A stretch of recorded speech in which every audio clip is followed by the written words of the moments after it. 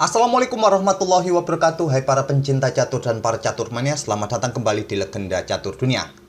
Game yang akan kita cover kali ini adalah game antara Levon Aronian versus Hikaru Nakamura pada tahun 2014 silam.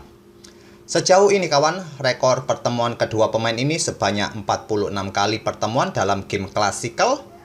Levon Aronian unggul telak atas Hikaru Nakamura, termasuk partai yang terjadi pada game pertama di final FIDE. Levon Aronian unggul 14 game, kalah 6 kali, dan 26 kali draw. Tapi dalam permainan rapid dan blitz kawan, kebalikannya Hikaru Nakamura yang jauh unggul. Hikaru Nakamura unggul 32 game kemenangan, 14 kali kalah, dan 42 kali draw. Dan game yang saya pilih ini adalah permainan klasik kawan tahun 2014 silam pada sebuah turnamen di Zurich, Swiss. Turnamen ini diikuti oleh 6 pemain dan juaranya saat itu adalah Magnus Carlsen. Levon ada di peringkat kedua dan Nakamura sendiri berada di posisi kelima.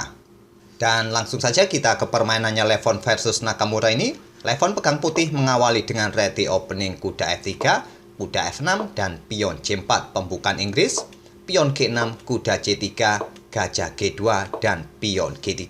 Sama-sama membuat Fianchetto sayap raja, pion D6, gajah G2, di sini rokade, kuda C6. Lanjut Nakamura melanjutkan pengembangan. Di sini kawan, pion D4 dimainkan oleh Levon, membuka diagonal petak gelap atau diagonal gelap bagi pengembangan gajah di langkah berikutnya, dibalas dengan pion A6. Dan pada posisi ini kawan, kalian melihat bangunan hitam seperti ini. Apakah kalian tahu bentuk bangunan seperti apa ini? Dengan struktur Fianchetto sayap raja seperti ini, pion D6 ini adalah bentuk King's Indian Defense kawan. Seperti kita ketahui bahwa Nakamura ini sangat jago dalam permainan King's Indian Defense. Dan variasi permainan di atas papan adalah variasi Fianchetto, di mana putih juga mau Fianchetto gajah di peta G2 ini. Permainan berlanjut, pion H3 oleh Levon untuk mencegah pergerakan kuda atau gajah bergerak ke peta ini. Beteng B8, pion E4, dan pion B5. Lanjut Nakamura. Biasanya kawan dalam permainan King's Indian Defense, hitam sangat agresif di sayap raja, tapi kayaknya tidak kali ini dari Hikaru Nakamura. Dia mencoba berinisiatif di awal-awal permainan memberikan pressure di sayap menteri. Pion D5 lanjut Levon mengancam kuda tidak dihiraukan oleh Nakamura, membuat ancamannya sendiri dengan pion B4. Kuda putih mundur ke E2, kuda hitam juga menghindar ke A5. Selanjutnya menteri C2 untuk memperkuat posisi pion dari ancaman kuda. Di sini pion C6 tantang Nakamura. Tidak dihiraukan oleh Levon, bermain dengan kuda F ke D4. Dan pada posisi ini kawan, di bulan sebelumnya, di tahun yang sama, di tahun 2014 ini, sudah ada pernah satu game mencapai posisi seperti ini sebelumnya, yaitu antara Grashev versus Morosevic, di mana Morosevic saat itu kawan bermain dengan pion C5. Dengan variasi ini, Morosevic kalah saat itu. Tapi Nakamura tidak bermain dengan pion C5 kawan, dia punya ide lain dengan pion C pukul pion D5 ini. Dan ini merupakan langkah baru yang belum pernah dimainkan saat itu. Dipukul balik oleh pion E, selanjutnya menteri C7 oleh Nakamura memberikan pressure bagi pion C4, di backup oleh pion B3, selanjutnya pion E5. Salah satu karakteristik dalam permainan King's Indian Defense kawan, dengan mendorong pionnya ke E5 ini. Biasanya tadi saat ada pion di sini pun tak ada masalah bagi hitam langsung memainkan pion E5 ini. Ini merupakan langkah karakteristik kawan. Dipukul menggunakan N-pasen, dipukul balik menggunakan pion F untuk membuka lajur F bagi betengnya. Ataupun juga untuk mendapatkan kontrol di petak-petak pusat ini kawan dengan pion-pionnya ini. Levon Aronian merespon dengan langkah pion A3 menantang pion hitam, diterima oleh Nakamura. Tidak langsung dipukul balik menggunakan gajah ataupun dengan beteng. Di sini Levon mempunyai rencana sendiri atau rencana lain dengan gajah D2. Apa maksud rencana gajah ini kawan? Tentu saja mengincar kuda. Setelah dipukul balik oleh menteri nanti, kudanya siap menggarpu beteng serta menteri. Trik ini diketahui oleh Nakamura, segera menarik kudanya ke B7. Barulah sekarang beteng ambil pion A3, selanjutnya pion E5 mengancam kuda. Kuda ke C6 mengancam beteng, beteng bergeser ke A8, kuda lompat ke B4 menyerang pion. Pada posisi ini tadi kawan, pion G4 bisa juga dimainkan oleh putih. Tetap saja kudanya ditempatkan di posisi yang ideal untuk mengawasi petak-petak ini kawan, karena sudah mendapatkan dukungan juga dari gajahnya. Tapi Levon lebih memilih menyerang pion didorong maju ke A5.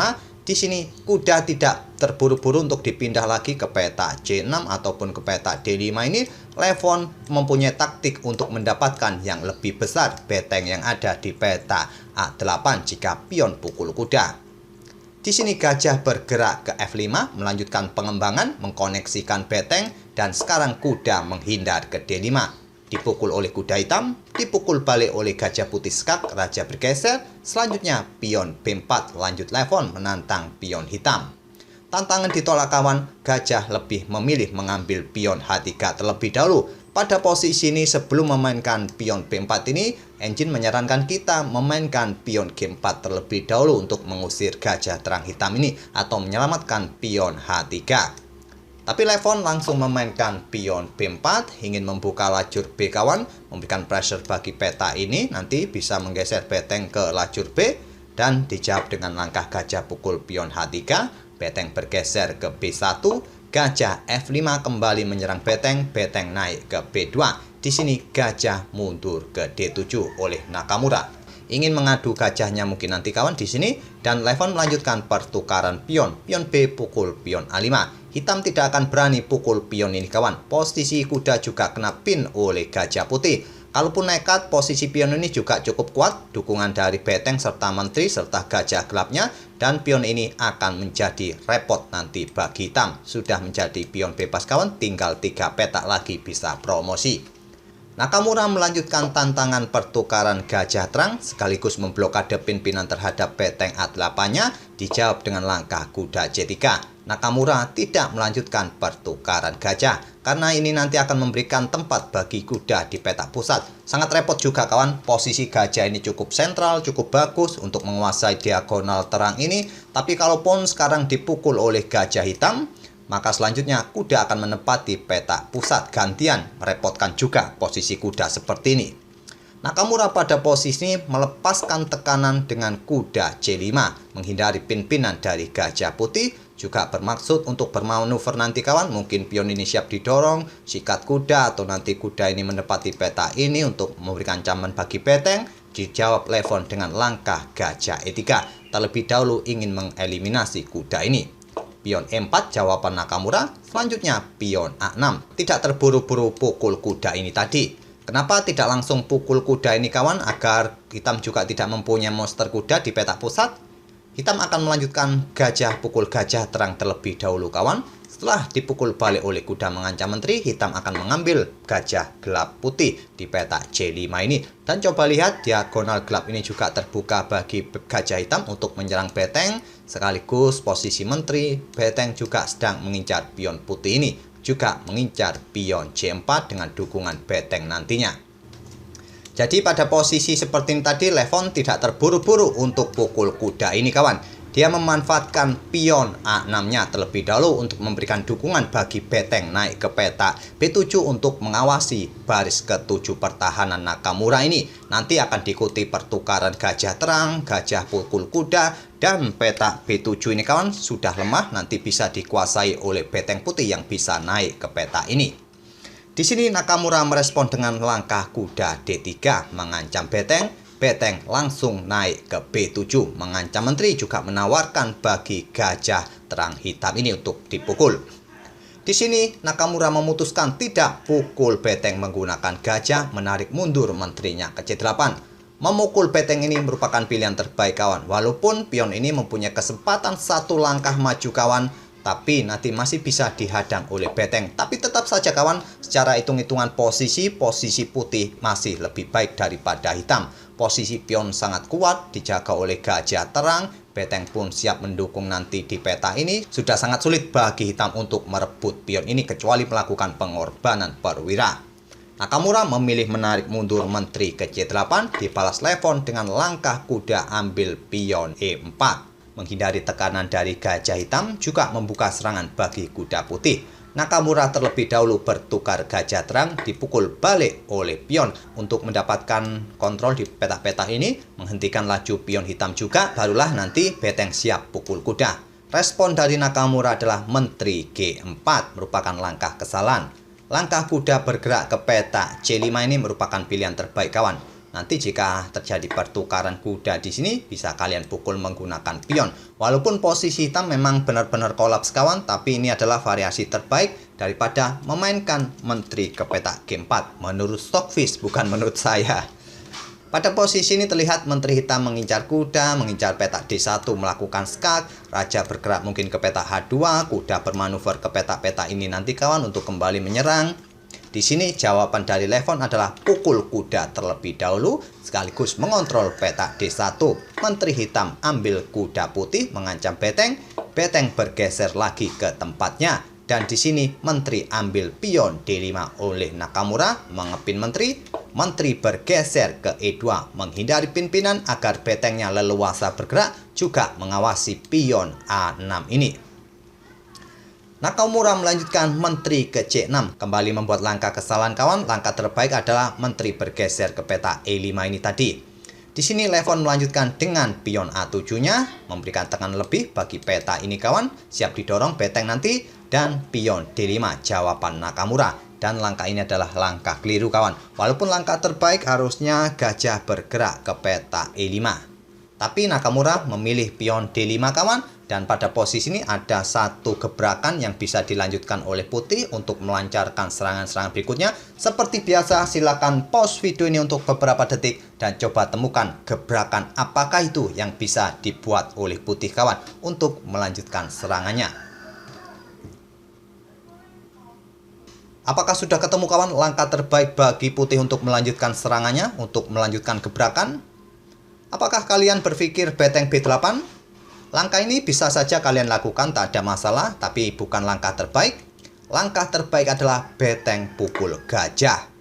Dan jika raja tidak mau ambil, kalian siap melangkahkan gajah ke D4 dan persiapan windmill attack nanti.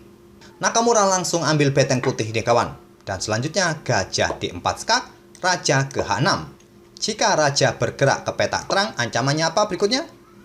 Menteri bergerak ke petak E7 skak mat. Dan sulit dihentikan kawan. Kalaupun kalian menghadang dengan beteng di F7, beteng satunya siap bergerak ke peta ini. Dan tidak ada cara lain selain kalian harus pukul atau memblokadenya dengan menteri di peta E8 ini. Oleh karena itu pada posisi ini, Nakamura melangkahkan raja ke H6, selanjutnya menteri E3 skak. Tidak mungkin ditutup oleh beteng, raja maju, sekarang pion G4 skak, mulai dikejar-kejar kawan rajanya Nakamura. Raja tidak mau ambil pion, dia melangkah ke petak H4 dan di sini menteri ke H6 skak. Kalian juga bisa melakukan skak di sini kawan. Setelah raja bergeser ke sini, kalian melanjutkan dengan menteri ke petak ini lagi untuk melakukan skak. Dan jika ditutup oleh beteng, simpel kalian sikat dengan pion, ataupun jika raja ambil pion di sini, maka berikutnya adalah beteng siap ke G3 skak, raja ke H4 dan menteri ke petak ini skak mat. Di sini tadi Levon memilih skak di petak H6 dan raja terpaksa ambil pion, menteri H3 skak, raja bergeser ke F4, beteng F3 skak. Pada posisi ini Hikaru Nakamura menyerah karena ancamannya adalah dua langkah berikutnya skak mat. Tentu saja sudah tidak banyak petak yang bisa dihinggapi oleh raja hitam ini kawan. Apakah bergeser ke petak ini? Maka ancaman berikutnya adalah menteri ke petak G4 skak, ditutup oleh beteng di sini dan disikat oleh menteri skak mat. Ataupun kalau pada posisi seperti ini, raja ini bergeser ke petak G5, maka menteri akan ke G3 sama saja skak, raja bergeser ke petak H6 dan bisa ditutup dengan langkah menteri ke petak H4 skak mat juga. Itulah kawan perburuan raja yang dilakukan oleh Levon Aronian terhadap rajanya Nakamura pada event turnamen Zurich Chess Challenge tahun 2014 yang dijuarai oleh Magnus Carlsen saat itu. Semoga permainan dari kedua pemain bisa menghibur kalian dan kita akan bertemu di video-video berikutnya. Terima kasih. Wassalamualaikum warahmatullahi wabarakatuh.